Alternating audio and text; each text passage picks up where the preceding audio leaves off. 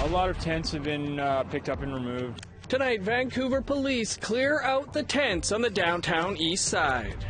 The usual comment I hear is, we don't want to appear soft on crime. A mixed decision on mandatory minimums from Canada's highest court. At the end of the game, like, everybody helps each other in different ways. And more from the Arctic Winter Games in Treaty 8 territory.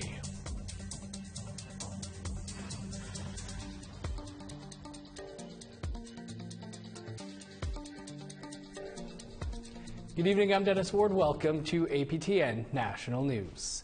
Officials with the Assembly of First Nations are keeping quiet today about the apparent resignation of the organization's chief operating officer. Numerous sources tell APTN News that AFN CEO Janice Cavalia tendered her resignation last week. National Chief Roseanne Archibald declined interview requests today while attending an event in Winnipeg. AFN Communications replied to emails about the resignation by writing, "The AFN will not be commenting." AFN Regional Chief for Manitoba, Cindy Woodhouse, had this to say when asked about the CEO's resignation.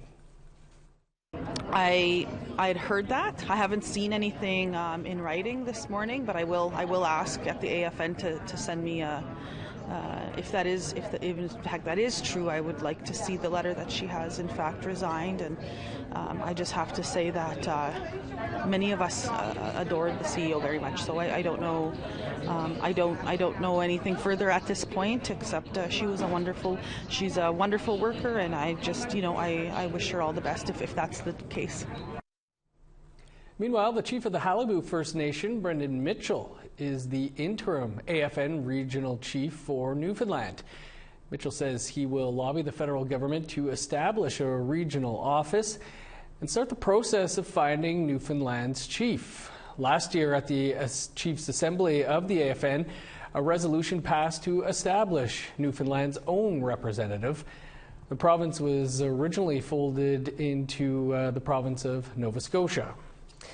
To the Supreme Court of Canada now, where the recently issued mixed decision in cases that involved firearms and mandatory minimum sentences. One of the mandatory minimum sentences upheld by the SCC is about an Indigenous offender who used a firearm in his crimes. The other decision involved a non-Indigenous offender who used an airsoft gun. That mandatory minimum in the non-Indigenous offender's case was declared unconstitutional by the court. Senator Kim Pate says the federal government can't keep saying mandatory minimum penalties are okay when more and more Indigenous and people of color are ending up in Canadian prisons. The usual comment I hear is, we don't want to appear soft on crime. When you have Indigenous leaders after the Sanderson tragedy and travesties calling out for more resources in community, not longer more punitive sentences, you can rely on that. With the opioid crisis showing no signs of slowing down, Vancouver police have moved in to remove tents and structures from homeless camps set up in the city's downtown east side. For more on that, here's APTN's Tina House. Thank you. We're here on the downtown east side, and joining me today is Trey Helton, manager of the Overdose Prevention Society. Trey, can you give us an idea of what's happening here on the downtown east side? A lot of tents have been picked up and removed. VPD and the City of Vancouver dump truck team or whatever, the cleaner picker-upper guys are coming in and not really giving notice and setting up barricades and packing people's stuff up and getting rid of some of the tents and structures on the street.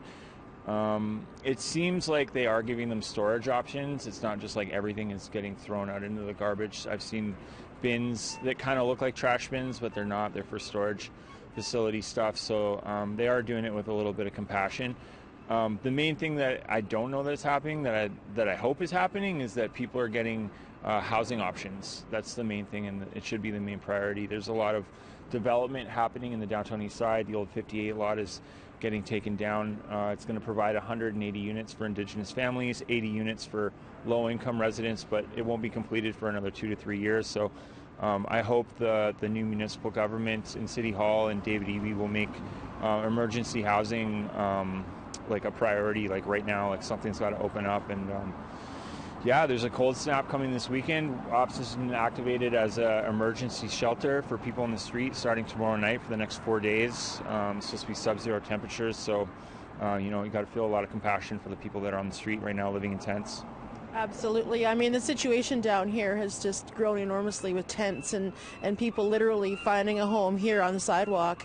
How much has that increased, have you seen over the last couple of years?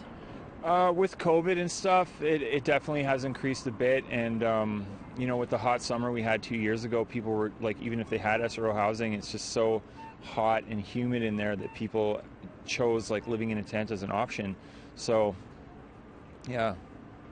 Trey, are you seeing more police presence down here? I know with the new mayor, Ken Sim, when he was elected, he announced that he'd be hiring at least 100 more officers here in the downtown east side. Are you seeing more of a presence of police down here? The cops have just become like a background thing around here. It's just they're so prevalent, and just every like second car is a police car. So it doesn't. I don't really notice it so much, but VPD have been. I can say that they've been responding to like minor street altercations like very fast. Like things like where people are yelling at each other and would just kind of go under the radar. It's like immediate, and it might not even need police intervention. But the one thing where I have seen a lot more VP that I haven't seen before is Chinatown. It's like constant beat police with the revitalization of Chinatown and people feeling unsafe.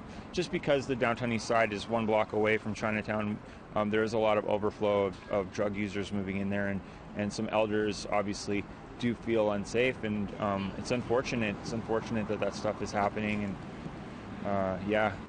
Trey, thanks again for joining us today. Really appreciate your time. Yeah. Back to you in studio.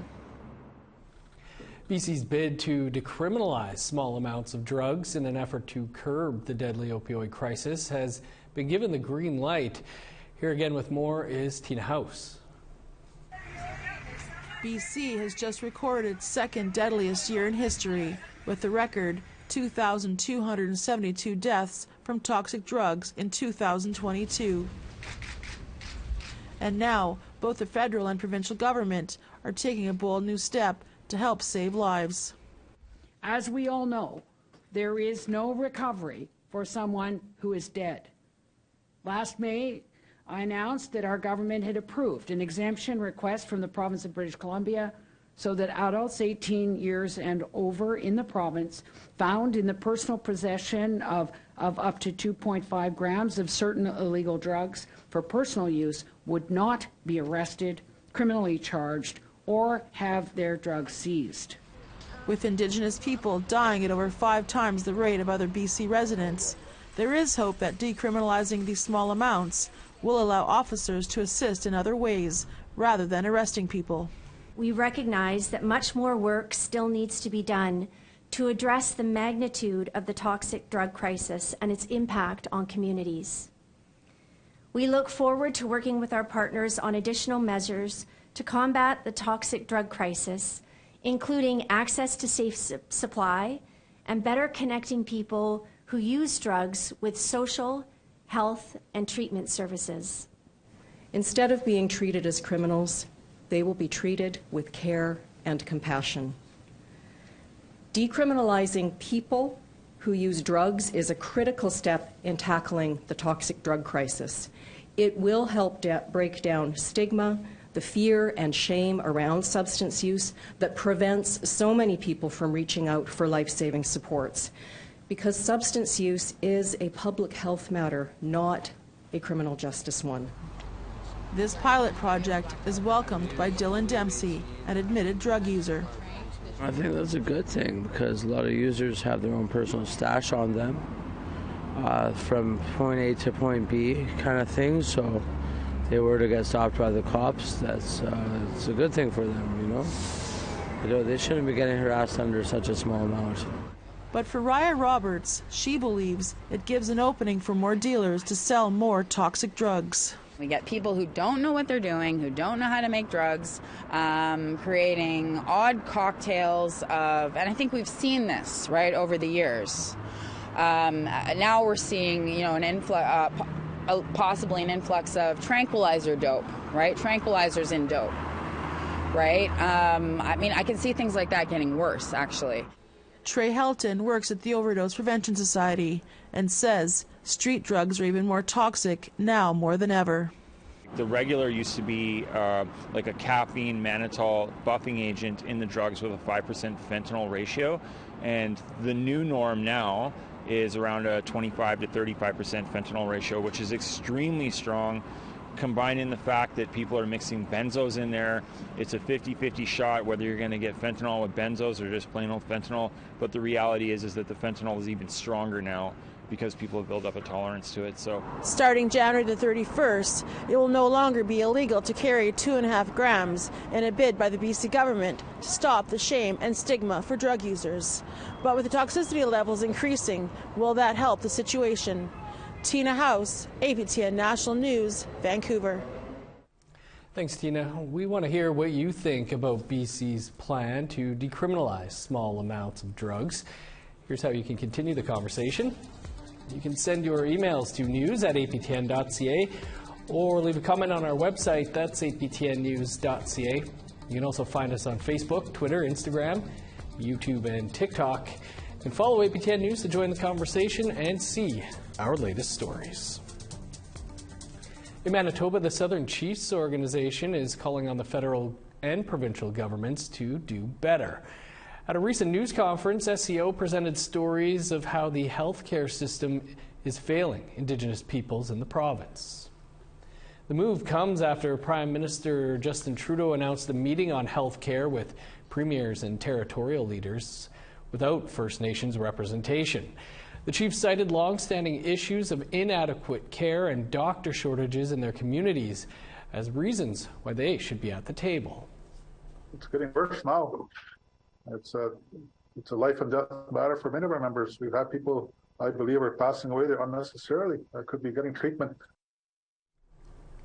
In Saskatchewan, First Nations University is one step closer to securing more land for their new campus. A Prince Albert City Council decision from earlier this month agreed to transfer 5 acres of land for $1 so that the university can build a new campus in the southwest area of the city, pending federal funding. The current campus is one of the fastest growing in Canada, but the location is no longer serving the students' needs. The new campus could house a minimum of 600 students, as compared to 400 in a 2-story building, and would include a ceremonial room, elder room, childcare, studios, and classrooms. The Arctic Winter Games continued today in Treaty 8 territory. We'll bring you some of the action after the break.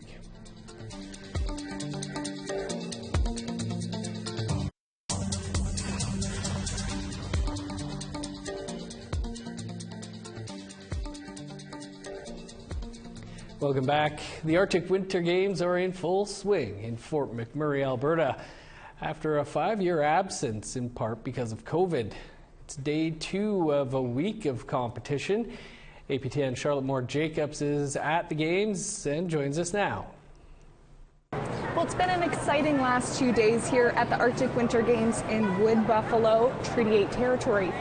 As of last night, the Northwest Territories had the top gold medals, also known as Ulus, bringing home 7, but it was Team Yukon who had the most hardware with 17 Ulus, followed closely behind by the host team, Team Alberta North, with 15. Opening ceremonies kicked things off last night with Arctic sports and Dene games, with competitions in stick pull, head pull, 2-foot high kick, and triple jump. Now, the action is going to continue all day today. APTN's Chris Stewart will be on location filming a mix of Arctic sports, as well as a highly anticipated men's hockey game between Team Nunavut and Team Alaska. I'll be on location filming the first ever introduction to archery, which is now an official sport here at the Arctic Winter Games. Back to you in studio. Thanks, Charlotte. On Monday, Fort McMurray hosted the preliminaries of a traditional game that requires strength and skill, the Dene Games stick pull. The stick pull games were traditionally played by the Dene to strengthen the hands and wrist. The winner must pull a greased stick from their opponent or pull the stick back past their waist for 2 seconds. Strict rules prevent turning your wrist or bending your arm. Also on Monday, Team Nunavut women's volleyball faced off with Team Greenland in Fort McMurray in the preliminaries. Nunavut kept the score close each game after coming back from large deficits, but Team Greenland was too much for the Nunavut women. Team Greenland took the best of 5 games, 3 games to none. Greenland's players told APTN that Nunavut is a strong team.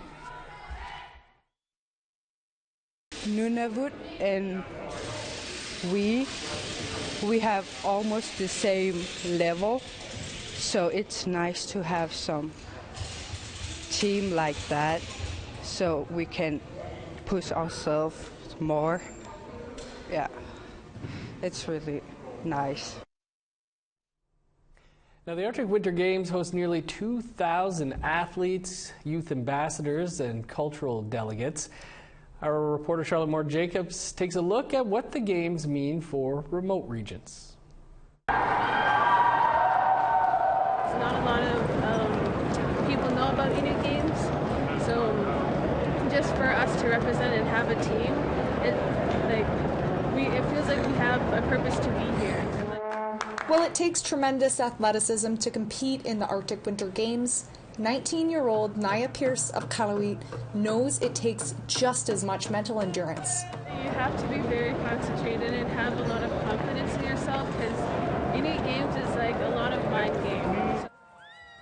Roughly 2,000 athletes, youth ambassadors, cultural delegates, and coaches are here from north of the 55th parallel. The first time I stepped in here, I was super nervous. Mostly because I'm the only girl and on my team, so I was really, really nervous, in meeting new people. For many, they're far from home, competing in their first international competition. The games are a way for northern athletes to compete at such a high level when traveling for training and competitions is so expensive. We are tremendously proud to support these Arctic Winter Games and play an integral role as a host for what is going to be an exceptional week. Councillor Kendrick Cardinal says the 2023 Games have been supporting rural Indigenous communities within the municipality of Wood Buffalo. I think that the Arctic Winter Games 2023 in Fort McMurray being held here will showcase and show and I guess inspire other young youth that are, struggling and possibly just, they don't have the facility to do it. The Games are known as the Olympics of the North, and it's important that the care and comfort of all is taken back to communities after the Games.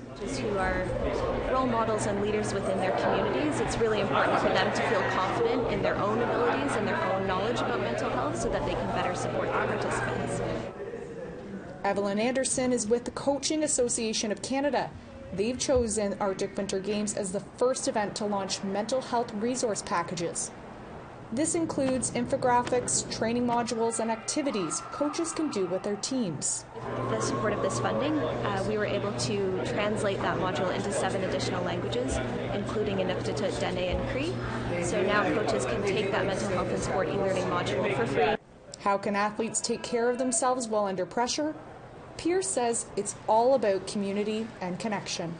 I know there's different teams, but at the end of the game, everybody helps each other in different ways, and each team gives this advice for everything, and try to give pointers so you can do your best in it.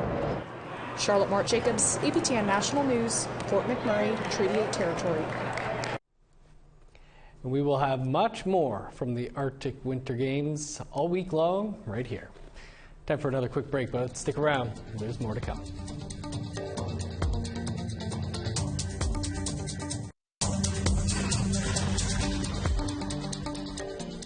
Welcome back. It's time now to take a look at our photo of the day.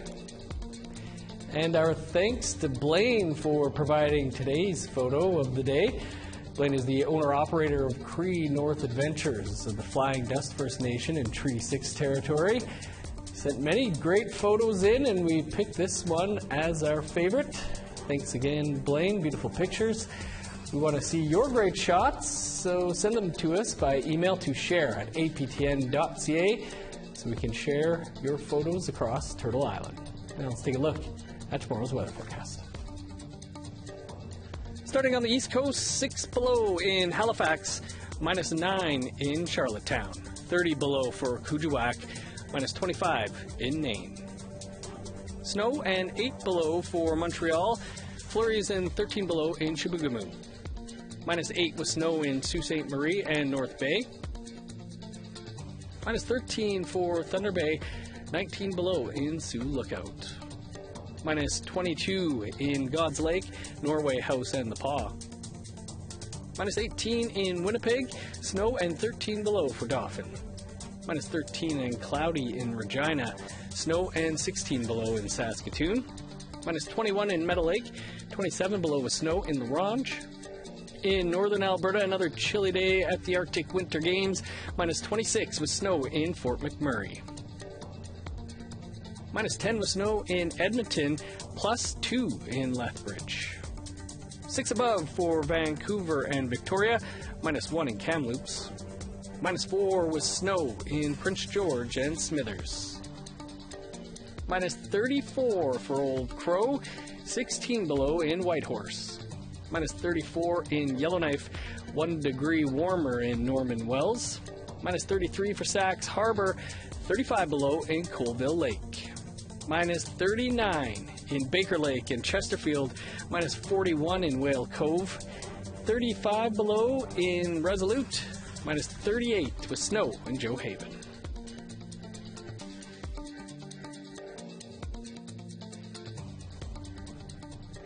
Cree filmmaker Jules Kostashian is our guest tonight on Face to Face.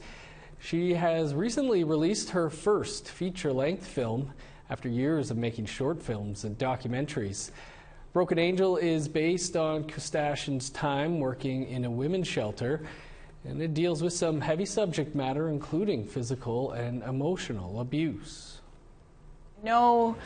In our industry, as Indigenous creators, we've been told, let's focus on the happy, stories. Let's focus on the positive. Yes, I totally agree, but we totally have to find a balance as well. Like, we can't erase these stories because they're still happening. So I think when we have more Indigenous women in key creative roles, then we'll speak to the issues that are important to us and issues that we need to shed light on. You can watch that entire episode of Face to Face coming up in just a couple of minutes. Aside from being a filmmaker, Jules is also the voice of Layla, the mom on Molly of Denali. Fun episode. Be sure to join us tomorrow, too, live at 3 p.m. Eastern Time for In Focus. Daryl will be digging into the saga of the Cuisance sisters and their ongoing fight for freedom. That's all the time we have for your APTN National News for this Tuesday.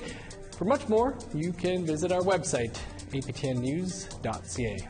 I'm Dennis Ward. Thanks for being with us. Stay tuned. Face to Face is next. Have a great night.